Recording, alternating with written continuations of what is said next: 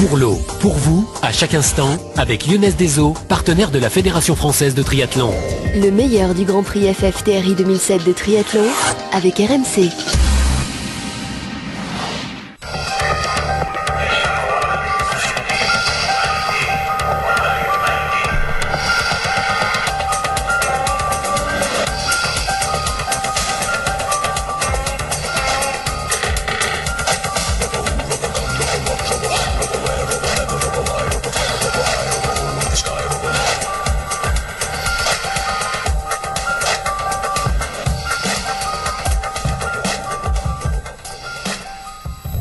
C'est une habitude, mais c'est également un plaisir. Salut à tous, nous allons revivre la saison écoulée. En l'occurrence, il s'agit de triathlon et du Grand Prix.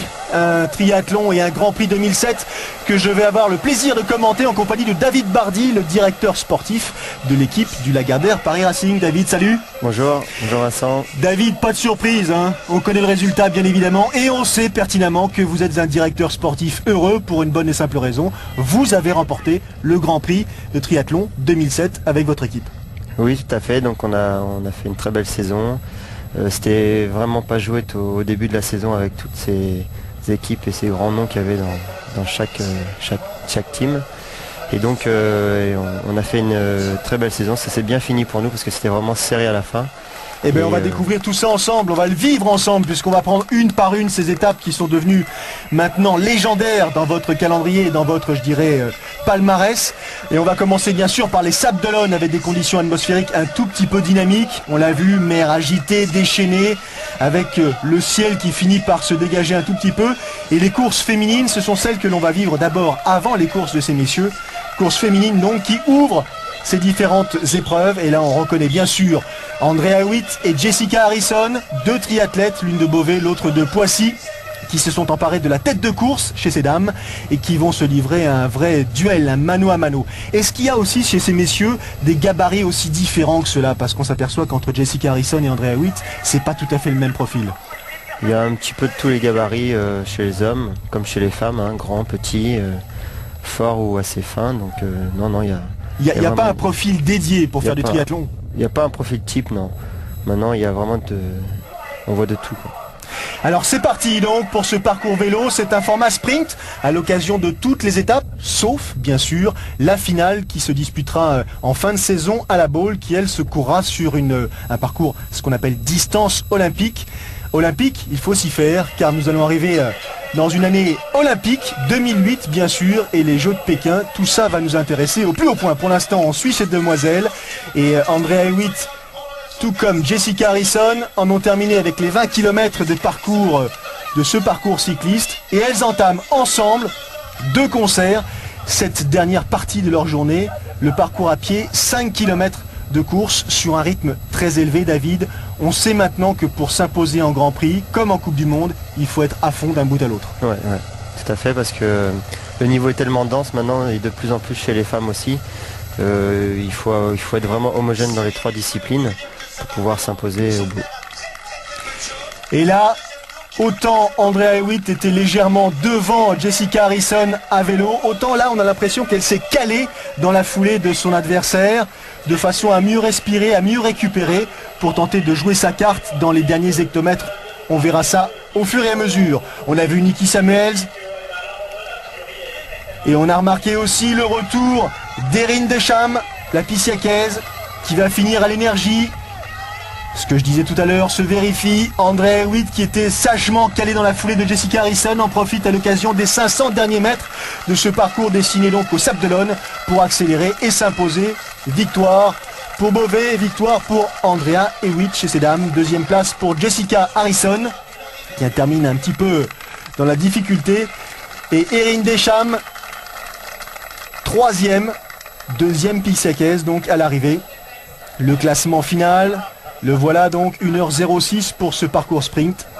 Et Witt, Harrison, Deschamps, et au classement par équipe féminin, pour l'instant c'est bien sûr Poissy qui prend la première place puisqu'elle réalise la deuxième, troisième et cinquième place. On arrive à ces messieurs et ça nous concerne, ça vous concerne directement David.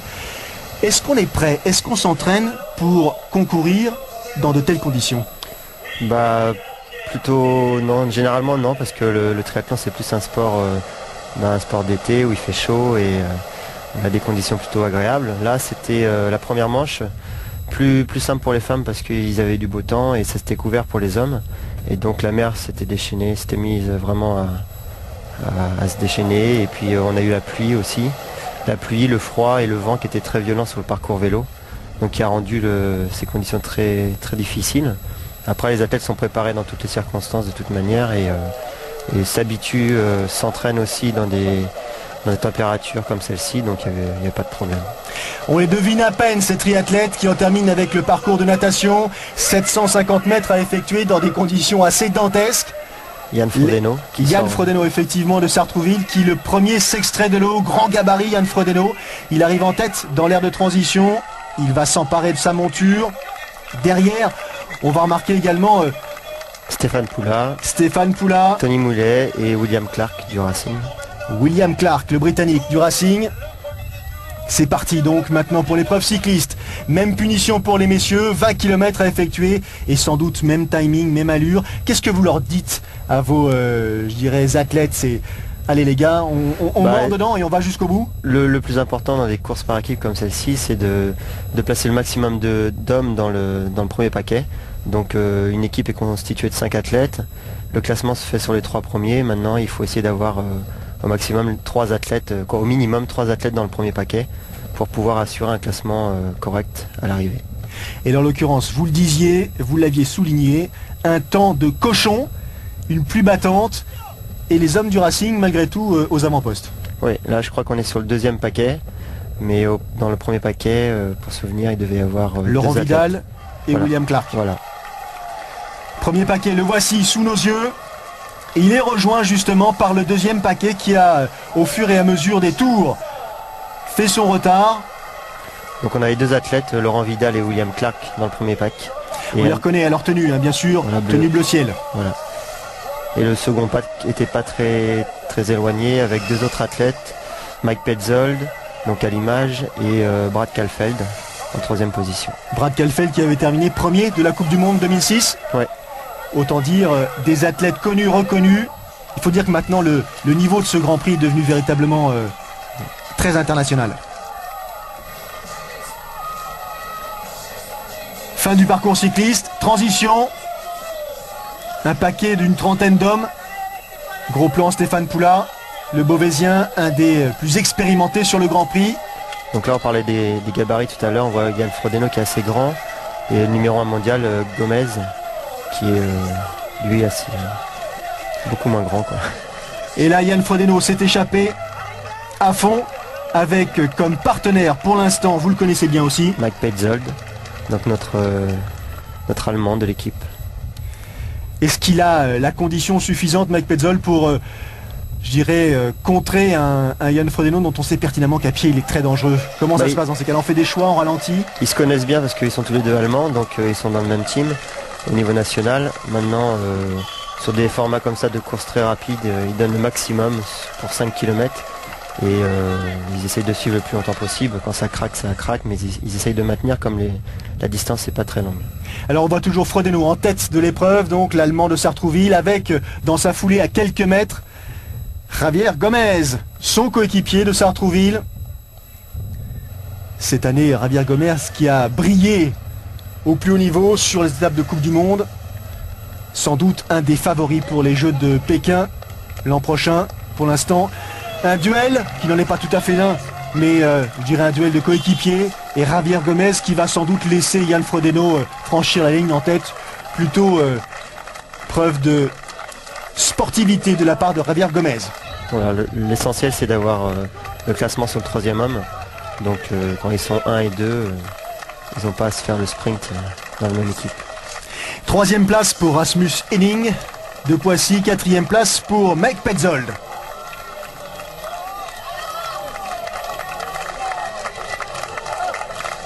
J'ai eu une bonne transition et c'est ça qui compte avec les 5 km. Pour ça, je savais que j'étais en bonne forme. Donc le vent, c'est pour tout le monde. Le classement par équipe et Sartrouville qui ouvre le bal. Première équipe, 2e, le Racing Club de France, 3e, Beauvais Triathlon. On poursuit avec la 2e étape du Grand Prix, Dunkerque, au nord de la France. Des conditions assez ventées. Là aussi, il a plu un tout petit peu. Autant dire de quoi agrémenter une épreuve tant chez ces dames que chez ces messieurs. Et un départ peut-être un peu plus abrité que celui que nous avons vécu quelques jours plus tôt au Sable d'Olonne. Un départ donc à Dunkerque, même formule, même sprint. Et c'est parti donc pour les 750 mètres de l'épreuve de natation qui permettra sans doute au sortir de mettre en avant tel ou tel triathlète. Pour l'instant, on va suivre la progression de ces jeunes femmes. Eau assez fraîche, le port de la combinaison pour tout le monde bien sûr.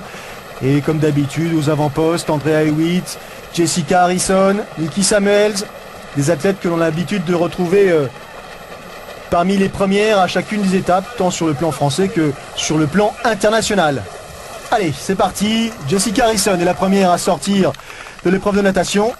Direction l'aire de transition pour les 20 km traditionnels de l'épreuve cycliste. Et là, David, danger, sol glissant. Voilà, ouais. Ils ont eu quand même un petit peu plus de chance que les hommes encore sur cette manche parce que le sol était glissant, mais ils n'avaient pas la pluie qui tombait, quoi que non.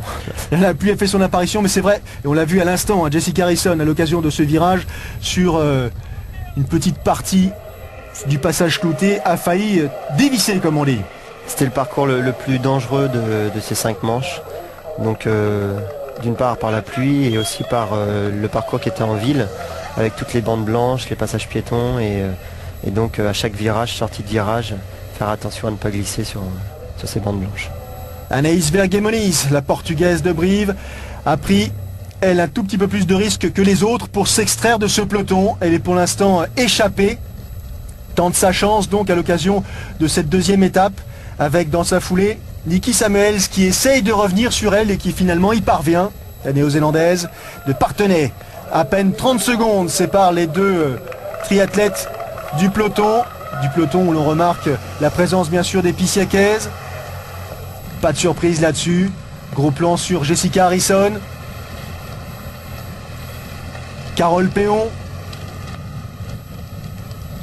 On sent les filles très attentives, elles font très attention à la façon de rouler, à la façon justement d'opérer les différentes transitions et changements. Là aussi on l'a vu lorsqu'il s'agit de quitter le vélo pour aller chausser les chaussures de course à pied. Attention au coup de frein. Hein. Voilà, ils ne veulent pas prendre des risques inutiles sur des étapes de Grand Prix alors qu'ils ont d'autres objectifs dans leur saison, étapes de Coupe du Monde, championnat.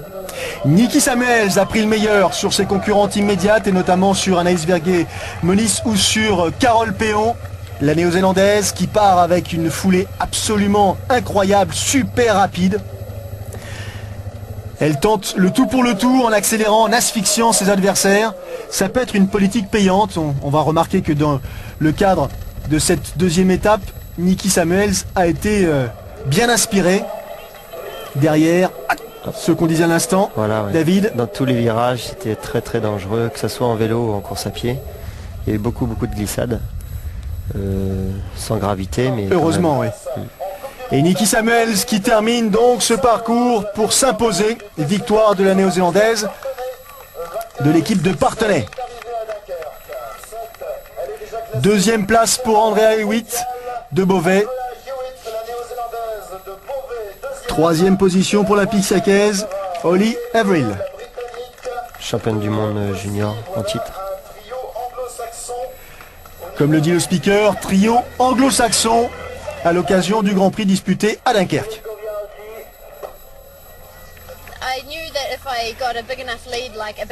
Je sais que si j'avais plus d'une minute d'avance au moment d'attaquer le parcours à pied, j'aurais une chance de m'imposer. Malheureusement, je n'avais pas ce temps-là, ce bénéfice-là, donc j'ai une politique très simple, accélérer au début et garder la cadence comme ça jusqu'au bout.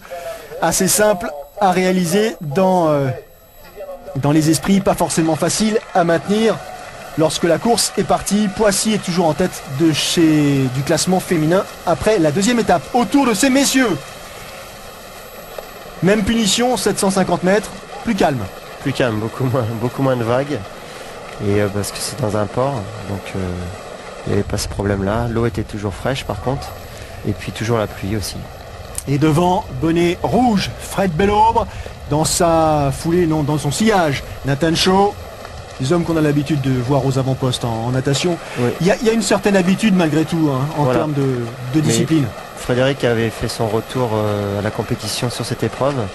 Donc tout le monde était un peu dans l'inconnu par rapport à son niveau et par la suite il a prouvé qu'il a fait une belle course. On va vivre ça ensemble.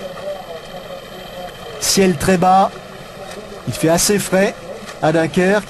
Pour l'instant, 2 hommes se sont légèrement détachés. Fred a perdu son bonnet rouge, mais il garde son sous-bonnet pour justement conserver un petit peu de chaleur. C'est pour vous dire à quel point la température de l'eau était fraîche. Un petit regard au-dessus de l'épaule. Nathan Chaud. Nathan Chaud, deuxième position, Saint-Raphaël. Et les voilà. Attention, même pieds nus, David, à ne pas glisser. Voilà. La règle, quand il s'agit de changer de tenue pour enchaîner l'épreuve, bien mettre ses affaires dans la caisse, les arbitres veillent. Hein. Voilà, oui, il faut toujours bien mettre les affaires dans la caisse pour pas avoir de carton et de stop and go, soit avant la sortie du parc, soit avant de rentrer. Oula, il y a une armée de racingmen qui s'apprête à attaquer les 20 km. C'était sorti très serré, très compact. Maintenant, il y a toujours des petites difficultés au niveau de la transition pour enlever la combinaison quand on a les mains ou les pieds gelés. Fred Belaubre, qui fait donc, comme vous l'a dit David, son retour à la compétition, qui pour l'instant possède une avance de 30 secondes sur ses concurrents, des concurrents qui derrière prennent une vraie douche. Ils ne portent pas de lunettes, est-ce que c'est normal? Est-ce que c'est conseillé? Oui, parce que comme c'est des lunettes pour le soleil, la plupart du temps on peut mettre aussi des verres blancs, mais c'est plus gênant qu'autre chose quand l'eau vient se mettre sur les verres. Et ben on voit vraiment plus rien au bout de quelques secondes, donc c'est pas indispensable. Gros plan sur Frédéric Belaubre. Grosse année en perspective pour Frédéric Belaubre, bien sûr, avec les Jeux Olympiques. Il a une pression importante sur les épaules. Le membre de l'équipe de Beauvais. Et là, qui est en contre-attaque, Cyril Moreau de Montluçon, donc qui essaye de s'échapper. Il y a des initiatives à prendre parfois si on ne veut pas se laisser endormir un petit peu par le peloton qui ne réagit pas forcément. Non, puisqu'il s'est fait reprendre très rapidement. Et un peloton d'environ une vingtaine de compétiteurs, de triathlètes et des racingmen toujours présents. Grosse équipe du Racing cette année. Hein. Oui, grosse équipe. J'avais fait un gros recrutement la saison dernière en voulant vraiment taper d'un gros coup et avoir une équipe homogène et suffisante pour pouvoir tourner et sur les Grands Prix et sur les Coupes du Monde. Et donc pour essayer d'aller chercher un podium au général. Quelques noms, hein. Je te disais Brad Kalfeld, alors tout à l'heure j'ai dit numéro 1 mondial en 2006, mais il a fini sur le podium. Il n'a pas terminé à la première place. Il y a aussi Meg Petzol, Laurent Vidal, Stuart Hayes, William Clark. Davidos, effectivement, des gens et des athlètes qui sont souvent parmi les 15-20 premiers au classement mondial, donc des athlètes crédibles. Hein. Oui. Donc on a essayé de constituer une équipe vraiment très forte et homogène. Et on a essayé d'aligner à chaque fois la meilleure équipe possible sur toutes les étapes de Grand Prix. Frédéric Belaubre, on a terminé avec son parcours cycliste. Il est poursuivi par un homme qui a réussi à s'échapper, lui, c'est Francky Batelier, voilà. De Sartrouville. Et c'est parti pour Fred. 5 km à pied. Est-ce que ce sera l'occasion pour le membre de l'équipe de Beauvais de fêter son retour à la compétition? Sans nul doute. Derrière, Meg Petzol, lui, sonne la charge. Oui, suivi de Tony Moulet et Davidos dans son sillage. Il faut tenir car on sait pertinemment que ça revient vite derrière, que les concurrents sont réunis, groupés en peloton et donc l'émulation est encore plus importante. Donc toute la difficulté pour le premier, David vous allez le confirmer, c'est d'essayer de ne pas, je dirais, s'inquiéter. Voilà, pas s'inquiéter mais surtout essayer de tenir le plus longtemps possible et voir aller jusqu'au bout. Dans le cas de Fred, il a fait la natation, le vélo tout seul. Et donc il doit commencer à avoir les grosses jambes et revoir arriver derrière lui toute cette meute, et ben ça doit être impressionnant. Parce qu'effectivement la meute revient. Alors on est informé bien sûr de la situation en retrait et de la façon dont les concurrents reviennent sur vous ou tentent de revenir sur vous. Mais est-ce que ça suffit pour essayer de garder des bonnes jambes quand on sait pertinemment que dans les derniers mètres c'est vraiment mental, c'est vraiment uniquement la tête qui fait la différence?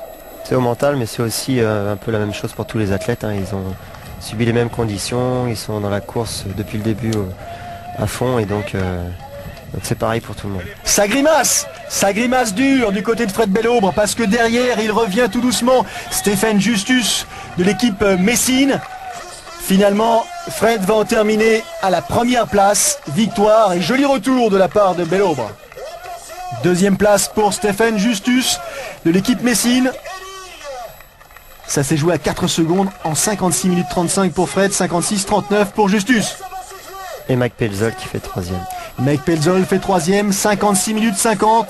Ça vous donne une idée du niveau de cette compétition.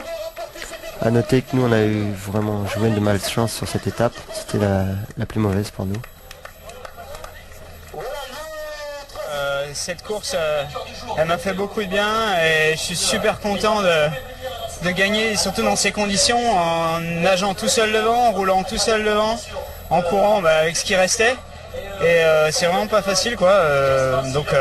Bon, ça veut dire qu'au moins je suis bien entraîné, j'ai la forme.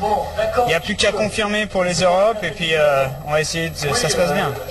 Au classement général, vous le disiez David, mauvaise performance pour votre équipe puisque vous étiez deuxième du classement provisoire. Là vous passez à la troisième place, ex aequo avec Beauvais. Qu'est-ce qui s'est passé? Bon, on a eu des soucis, on a eu une chute de William Clark en vélo et une crevaison de Laurent Vidal, notre leader français. Et donc ça nous a empêché de pouvoir gagner la première place, ce qui était vraiment jouable ce jour-là. Allez, on enchaîne. Lorient, il fait beau en Bretagne, comme d'habitude, diront les Bretons. L'étang du Terre, c'est le théâtre donc de cette épreuve natation. 750 mètres toujours au programme des filles comme des hommes. Et là donc des conditions beaucoup plus clémentes et enfin plus agréables voilà, pour tous les athlètes. Moins fraîche, et aussi un peu de chaleur. Voilà, et aussi pour les spectateurs. Il faut dire que les spectateurs étaient présents parce que Lorient accueillait le Grand Prix, mais le lendemain c'était le fameux championnat du monde longue distance que vous avez pu vivre aussi sur l'antenne de Sport Plus, la fameuse victoire de Julien Loy, champion du monde longue distance 2007 pour l'instant. Les premiers à s'extraire de l'eau, pas de surprise. Andrea Hewitt de Beauvais, petit gabarit, dynamique, très performante.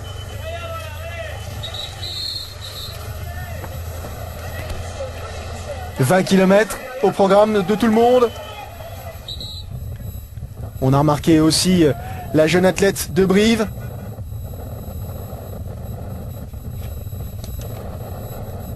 Anaïs Bergemoniz. Niki Samuels n'est pas loin, Jessica Harrison. Vous commencez à les connaître, à reconnaître ces visages. Et là, on profite de la température pour oublier les deux premiers rendez-vous, ceux de Dunkerque et des Sables-d'Olonne un peu plus tôt. Parcours difficile à Lorient avec, comme on l'appelle, un petit coup de cul, où là il a fallu avoir de bonnes jambes. Un petit coup de cul et pas mal de relances aux alentours du parc à vélo. Donc un parcours intéressant avec assez sinueux. Ça va très très vite, on se prépare à déchausser, on se prépare surtout à laisser le vélo dans l'aire de transition, récupérer ses affaires, déposer son casque dans la caisse, surtout ne pas prendre de pénalités idiotes. À ce stade, parfois les efforts consentis. Voilà, que ce soit la combinaison ou le casque, il faut toujours le déposer dans le casque, dans la caisse pour pas avoir de problème avec les arbitres. Ouais, il faut rester lucide. Hein. Voilà. Là, il n'y avait pas de combinaison ce jour-là parce que la température de l'eau était suffisamment élevée. Mais quand il y a combinaison, il faut poser tout ça à chaque fois. Erin Deschamps est pour l'instant en tête. La Pissiaquet suivie par Carole Péon.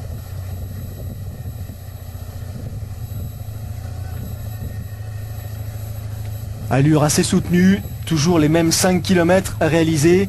Carole Péon qui a fait les frais du retour d'Andrea Hewitt. Et aussi des petits faux plats en course à pied sur ce parcours.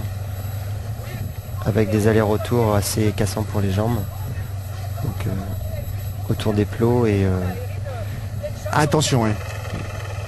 Et ça revient derrière aussi du côté de Beauvais en la personne de Oliaville. De Pissiaquez. Attention aux avant-postes. Attention, le classement, comme vous le disiez David, s'établit sur les 3 premiers de l'équipe. Et comme elle l'avait réalisé à l'occasion de la première étape au Sables-d'Olonne, Andrea Hewitt, qui était tranquillement dans la foulée de son adversaire, en profite lors des derniers kilomètres pour placer une petite accélération dont elle a le secret imparable, David. Hein. Oui. Et donc le classement se fait au point et aux places. Donc aux places de chaque athlète et sur la 3e place. Donc c'est pour ça que c'est toujours très très important d'avoir une équipe homogène et avec des athlètes qui peuvent jouer les premiers rôles, surtout pour la course à pied et aller chercher des places. André Hewitt, c'est sa deuxième victoire de la saison après la victoire des Sables d'Olonne. Deuxième place pour Erin Decham, la Pissiacaise. Troisième place pour une autre Pissiacaise, Oléaville.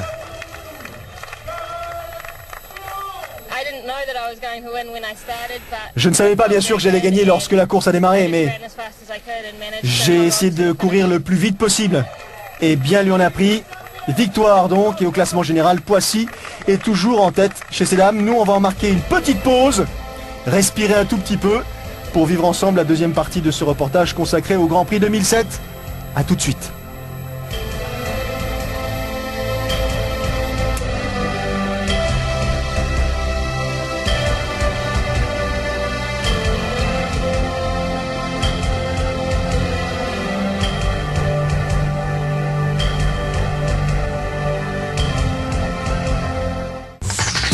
Pour l'eau, pour vous, à chaque instant, avec Lyonnaise des Eaux, partenaire de la Fédération Française de Triathlon. Le meilleur du Grand Prix FFTRI 2007 de triathlon avec RMC.